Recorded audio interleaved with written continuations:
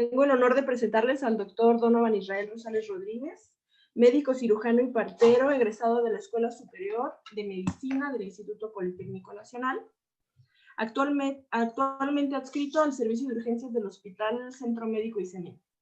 Bienvenido, doctor, y le dejo el espacio a usted. Muchas gracias. Buenas tardes a todos. El día de hoy yo les voy a hablar acerca de la importancia de la vacunación en tiempos de pandemia. Sabemos que la vacunación es de suma importancia para llevar a cabo una inmunidad ante agentes infecciosos que pueden ser potencialmente mortales. Entonces vamos a dar inicio a esta charla. Bueno, la razón de las vacunas. Como les había comentado, es importante la vacunación porque de esa manera podemos tener un control de las infecciones que pueden ser potencialmente mortales. Secundario, pues igual agentes patógenos que pueden afectarnos de manera leve, moderada o severa, inclusive causar la muerte. Generan anticuerpos. Las vacunas generan anticuerpos. Si bien se implanta muchas veces en la vacuna algún tipo de virus, algún tipo de antígeno de superficie de algunos anticuerpos, pues de algunos antígenos, perdón, esto va a generar los anticuerpos para de esa manera nuestro sistema inmunológico reconozca al agente causal y poder identificar esa enfermedad y reaccionar de manera positiva. Y además de todo, pues previene la muerte y las complicaciones asociadas a esta.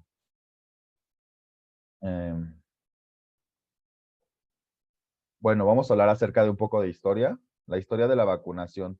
En la antigua Grecia se comprobó que aquellos que atendían a los enfermos de peste que se habían infectado, posteriormente se recuperaban y ya no se enfermaban.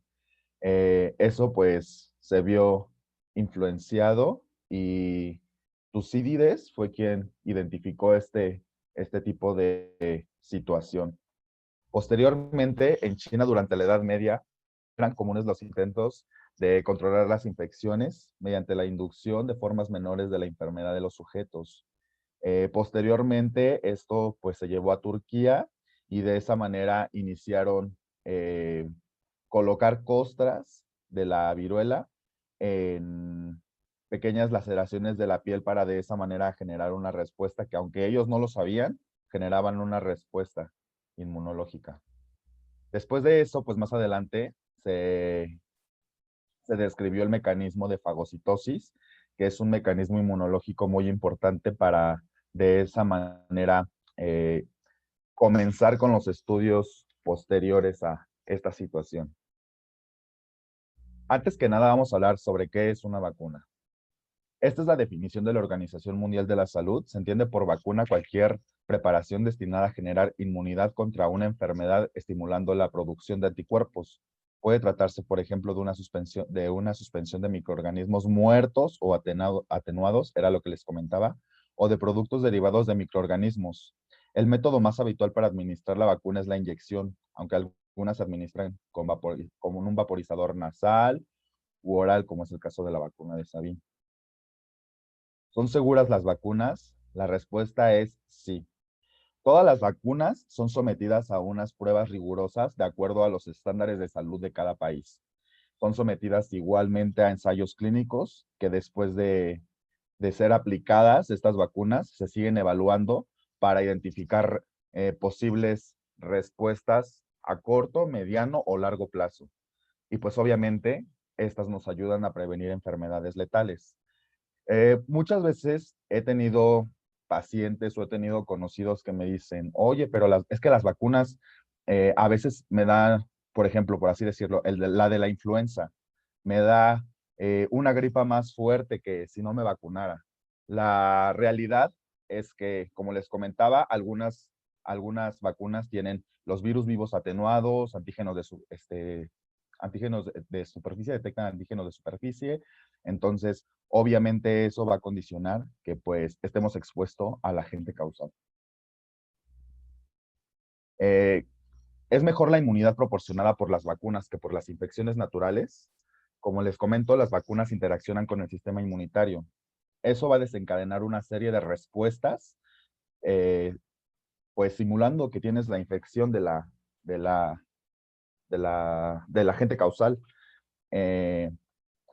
Obviamente esto evita que tú tengas una respuesta exacerbada que te puede condicionar enfermedades pues letales, inclusive condicionar la muerte. ¿Puede un niño recibir más de una vacuna a la vez?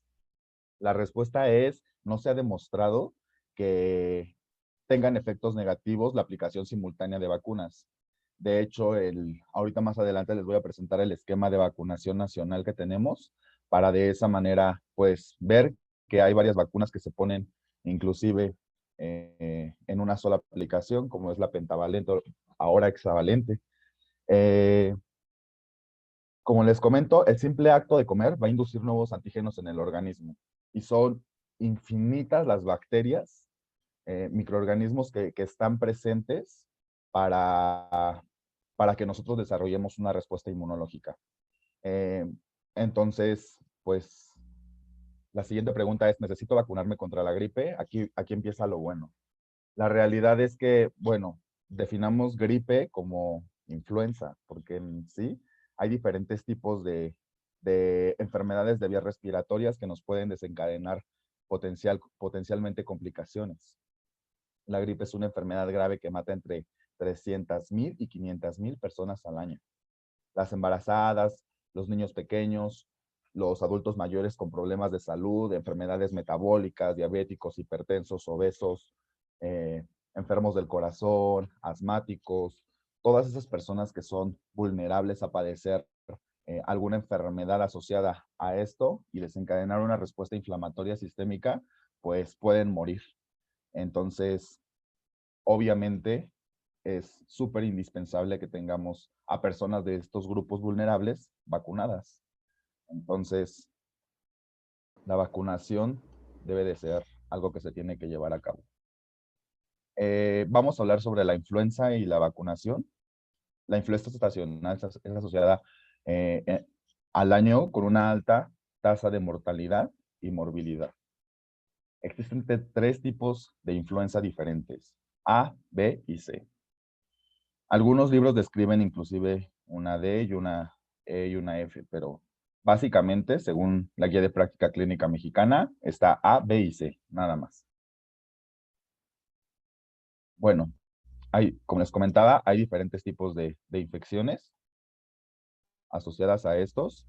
Los de tipo A van a infectar a los humanos y animales de formas diferentes. O sea, propician infecciones en los animales que a lo mejor no son tan graves como pueden ser en el humano.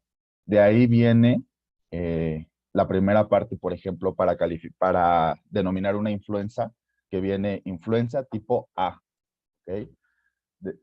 Tipo B, tipo C. Y más adelante les voy a hablar sobre las proteínas, que son la neuraminidasa y la hemaglutinina, que estos pues son diferentes tipos de proteínas de superficie. Entonces, estas situaciones nos van a determinar, H es hemaglutinina y N pues es la neuraminidasa. Entonces, de acuerdo a la hemaglutinina y a la neuraminidasa, nos van a dar H1, N1, H2, N3, entre otras. Los virus gripales de tipo B solo circulan entre las personas y causan pues epidemias estacionales. Y los virus gripales de tipo C pueden infectar tanto a personas como a porcinos, pero la infección suele ser leve y por lo general pues no se notifica.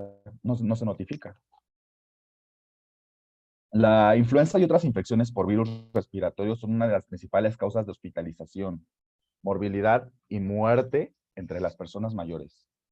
Otros virus respiratorios, pues igual causan brotes similares. ¿Qué quiere decir esto? Que hay muchos diagnósticos diferenciales que nos pueden ayudar.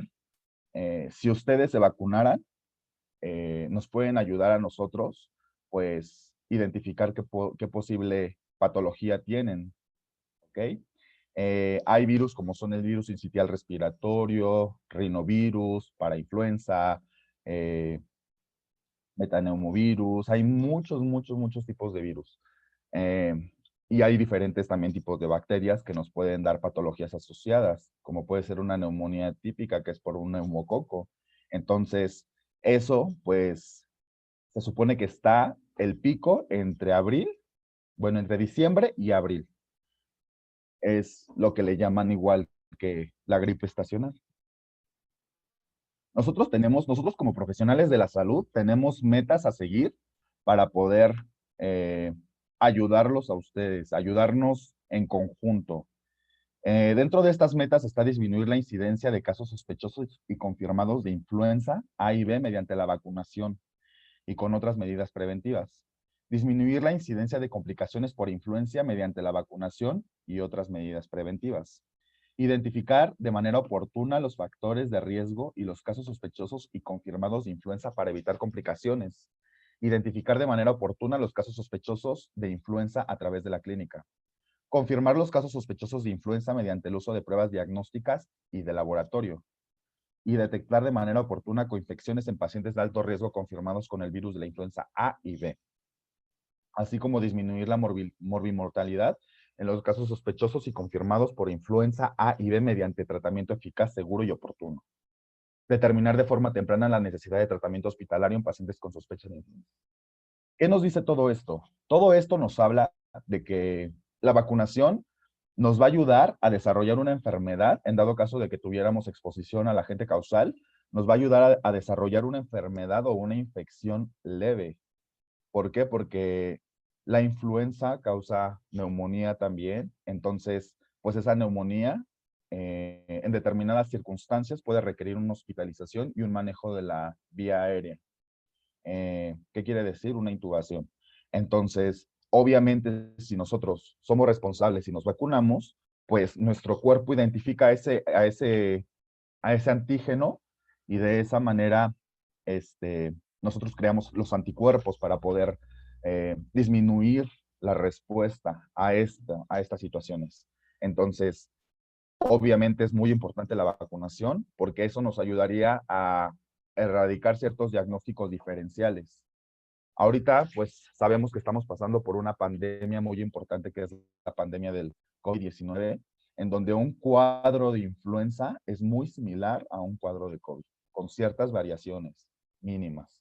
Entonces, obviamente necesitamos identificar si ustedes se vacunaron y tienen, no sé, a lo mejor criterios para ingreso por una neumonía, vamos a saber que ustedes pues ya tuvieron la prevención de la influenza y pues nos haría pensar más en COVID, ¿ok? El diagnóstico, como se los digo, es clínico, con apoyo de laboratorio y apoyo de gabinete. El apoyo de laboratorio, vamos a identificar varios parámetros de laboratorio que nos van a orientar ya sea a una infección viral, a una infección bacteriana, las pruebas de PCR, que las pruebas de PCR, yo en mi hospital, ahí en la consulta de urgencias, tengo ya un equipo que me detecta mediante un exudado nasal en 15 minutos si tienes influenza. Entonces, eso es algo muy innovador y es algo que nos ayuda igual a descartar mediante ese apoyo de laboratorio. Y apoyo de gabinete es todo aquel que requiera imagenología. Imagenología, llámese radiografía, llámese tomografía. Entonces, eso significa apoyo de gabinete. Y obviamente clínico. Aquí es sumamente importante identificar los signos, los síntomas del paciente para poder evaluar su atención y identificar si el paciente requiere hospitalización o se puede ir con tratamiento a su casa. ¿A quién vacunar? ¿A quién vacunar? Nosotros tenemos una cartilla de vacunación en donde dice que a partir de las personas de los 6 meses de vida pueden iniciar la vacunación contra la influenza. Cada temporada, excepto raras excepciones, como podrían ser unas que más adelante les voy a hablar. La vacunación es muy importante para las personas que corren alto riesgo de desarrollar una enfermedad grave. Como se los comentaba, diabéticos, hipertensos, asmáticos, personas inmunodeprimidas. Entonces, es muy importante la vacunación para ellos. Y hay diferentes tipos de vacunas también para la influenza. Entonces, esas vacunas pues pueden ser aplicadas a este tipo de pacientes. Hay vacunas inyectables, que son las más comunes, pues están aprobados en mujeres embarazadas y personas con ciertas afecciones crónicas. ¿A quién no se debe de vacunar? A los niños menores de 6 meses, principalmente, y a personas con alergias graves a la vacuna y que podrían poner en riesgo la vida.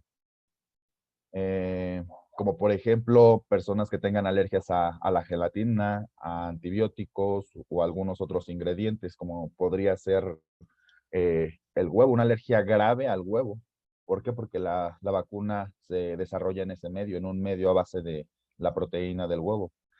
Si eres alérgico al huevo o a cualquiera de los ingredientes de la vacuna, pues lo ideal es hablarlo con el médico. Y si alguna vez tuviste algo que se llama síndrome de Guillain-Barré, que es una enfermedad paralizante aguda, eh, no deberían vacunarse con la influenza. ¿Por qué? Porque pues esto afecta a los nervios del cuerpo eh, de una manera impresionante. Entonces, igual si después de haberte puesto la vacuna empiezas a desarrollar algún otro síntoma que no deberías, igual es importante que nos digas. Habitualmente las reacciones son localizadas, un poco de dolor en el sitio de la aplicación, pueden desarrollar inclusive los niños un poco de fiebre, pero pues no hay nada que no se pueda tratar con a lo mejor antipiréticos. Este es el esquema de vacunación que nosotros tenemos en el país. Nosotros vemos aquí que en el nacimiento se le tienen que poner 2 vacunas al paciente, BCG y hepatitis. Posteriormente, bueno, se aplican otra serie de vacunas y a los 6 meses se aplica la primera dosis de influenza. A los 7 meses se tiene que aplicar una segunda dosis de influenza. Y posteriormente, aquí a los 2 años y a los 3 años, un refuerzo anual. Todo eso tiene que ser ya de manera anual. Muy bien, ahora vamos a hablar de el COVID. El COVID, pues es una enfermedad relativamente nueva. Hay diferentes tipos de diagnósticos diferenciales, como ya se los había comentado, diferentes agentes causales que pueden desarrollar una enfermedad que en este caso sería una neumonía, ¿okay? Que puede continuar, pues, con una muerte. Esta enfermedad, pues, se sigue estudiando. No se saben los efectos a largo plazo porque evidentemente no se había tenido esta cepa. Entonces, no se saben los efectos a largo plazo que pueda tener esta infección. Todos a los que ya nos habrá dado COVID sabremos que esta situación, pues, no es agradable y vamos a ver esta situación. El COVID, pues obviamente es ocasionado por un virus ARN que se llama SARS-CoV-2. Y pues la vacunación contra el COVID, pues va a ser una realidad. Espero que no muy lejano a esta fecha. Ahorita actualmente hay 200 vacunas que están en estudio, de las cuales aproximadamente 5 o 6 ya están en la fase 3. Y obviamente todas las vacunas van a estar regidas bajo una supervisión a nivel nacional de acuerdo a los países y a los estándares de seguridad de cada país. Entonces, la vacuna va a ser un instrumento fundamental para ayudar y controlar esta pandemia. Y si se combina con pruebas efectivas, con las medidas de prevención existentes, entonces va a ser, pues, algo muy bueno para el mundo. Estamos trabajando, bueno, todos en conjunto para controlar esta situación. Obviamente nosotros como médicos de primer contacto, lo que hacemos más es promoción y prevención. Es lo que deberíamos de hacer todos los médicos de primer contacto. Entonces, es una amenaza, esta infección es una amenaza para todos los niños, adultos y personas de grupos vulnerables. No respeta género, no respeta edad, no respeta ninguna otra situación. Aquí la condicionante es que esta infección afecta principalmente de manera severa a personas, como lo sabemos, de grupos vulnerables. ¿Ok? He tenido pacientes, muchos pacientes, que no tienen ni diabetes ni hipertensión, pero son obesos y fallecen a consecuencia del COVID. Entonces, pues obviamente esta situación es algo que nos está sobrepasando y lo que queremos es eso, garantizar una vacuna segura y efectiva para todos, para toda la población en general. La situación aquí es que la vacuna en un inicio va a estar, según he leído, va a estar más apta a personas vulnerables, que pues cuando salgan no se va a aplicar como a todos, va a ser más para personas vulnerables, trabajadores de la salud, personas de grupos vulnerables, diabéticos, hipertensos, ancianos, entre otras situaciones. Desarrollar una vacuna segura y efectiva requiere mucho tiempo. Y en la actualidad se están, como les comentaba, desarrollando más de 200 posibles vacunas y muchas de ellas están apoyando ensayos clínicos. ¿Qué quiere decir eso? Ya se están aplicando en humanos. Algunas de estas posibles vacunas se encuentran en la fase 3 de ensayos clínicos y el último paso antes de aprobar una vacuna, que es la fase 3. Dado que los plazos con los que se están trabajando las partes interesadas mundiales ya son muy ajustados, esperemos que para el 2021 se hayan completado todos los ensayos y se haya aprobado el uso de la vacuna. Como les comentaba, cada país tiene su organismo regulador para garantizar la seguridad de la vacuna y pues esto nos habla de que va a haber diferentes tipos de normas que van a ser aplicadas y van a ser aprobadas para desarrollar el proceso de la vacunación.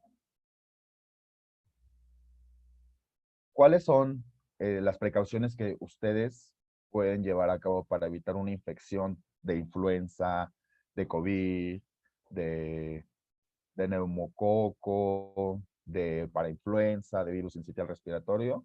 Siempre mantener unas medidas adecuadas.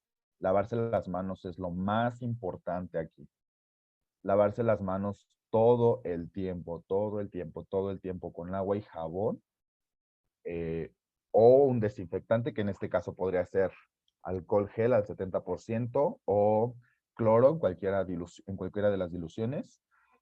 Mantener como un mínimo un metro de distancia con otras personas.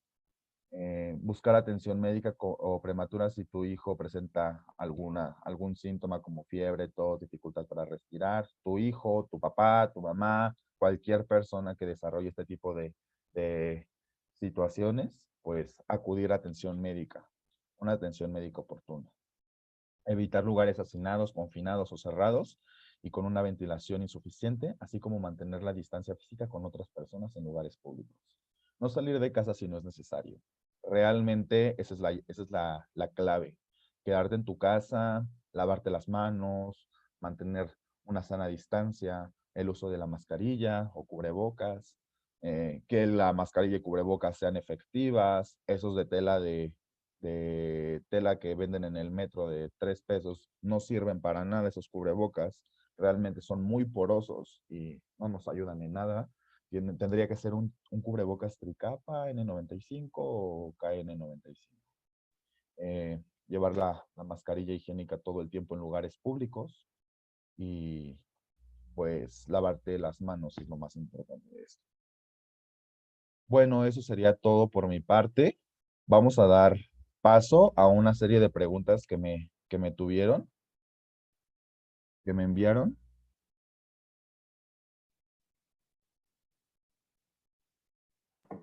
Ok, muchas gracias, doctor. Voy a empezar con las preguntas que mandaron los chicos. Ajá. Bueno, una de ellas es, ¿cuánto tiempo debe pasar para que tu cuerpo asimile la vacuna? Es decir, cuando te vacunas, ¿en cuánto tiempo ya estás como protegido? Pues la respuesta inmunológica se desarrolla desde que la aguja entra al brazo, desde ese momento se desarrolla una respuesta inmunológica. ¿Por qué? Porque empieza a desencadenar cierta respuesta inflamatoria.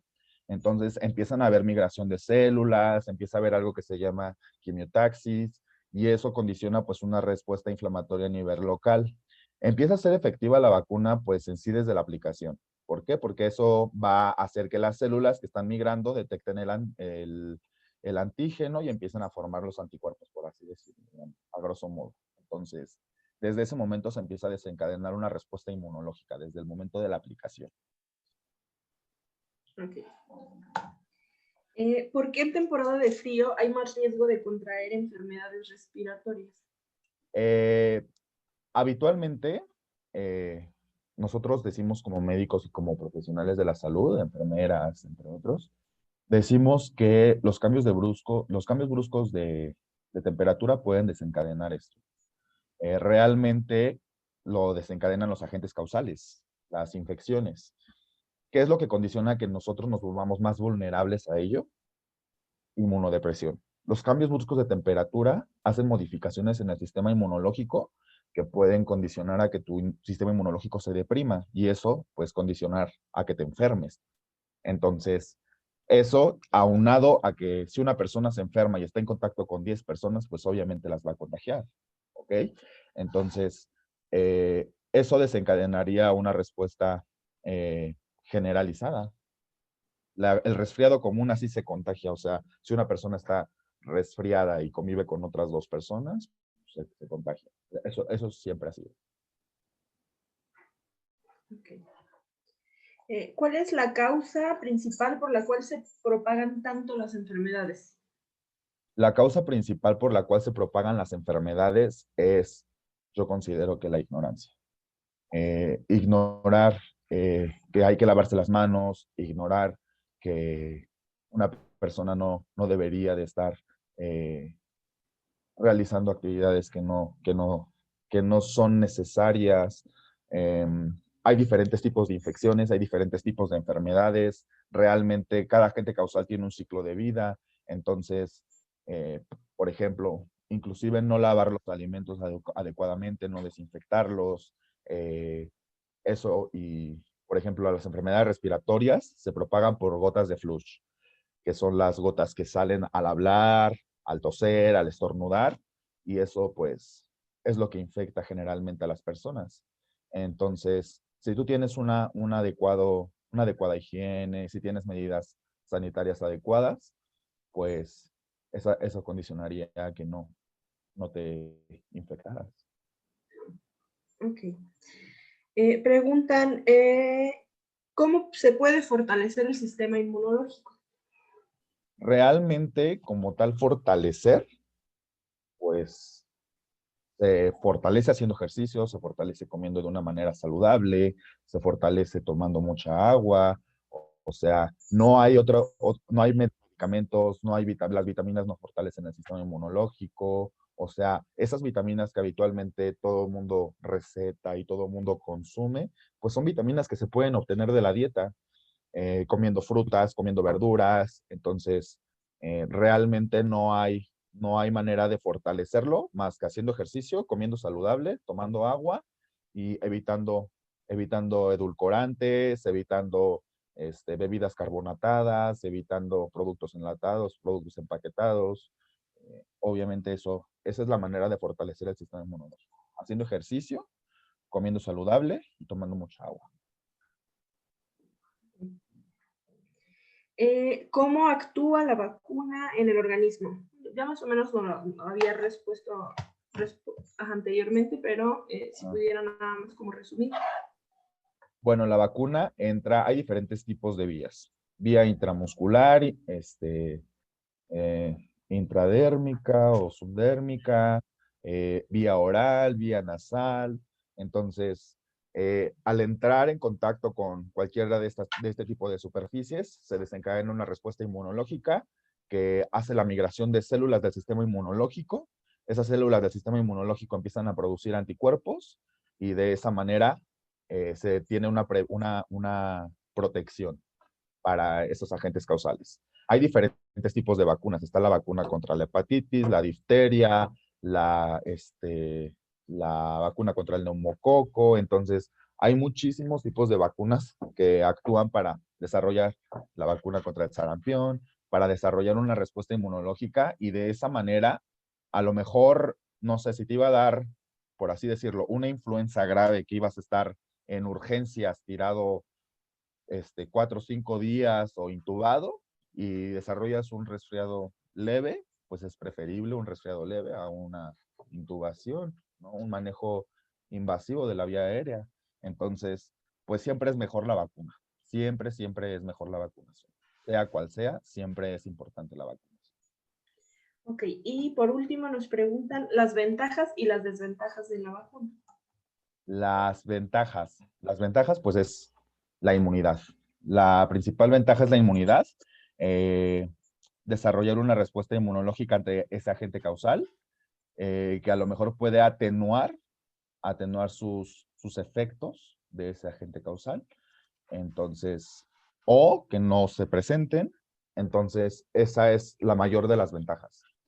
Las desventajas pueden ser que puede ser un poco molesta, que puede inflamarte a nivel localizado, que puede darte un poquito de fiebre, puedes desencadenar una respuesta un poquito elevada secundaria a la aplicación la superficie del patógeno o al patógeno inactivo o vivo inactivo, vivo atenuado. Entonces, esas serían las desventajas, pero fuera de eso, yo no encuentro otra vez. Ok, pues al parecer aquí terminan las dudas, le agradezco mucho. No sé si alguno de los chicos que está conectado, que no alcanzó a anotar sus dudas en el registro, si quiere abrir su micrófono y preguntar alguna duda, y si no, pues con eso terminaríamos la plática.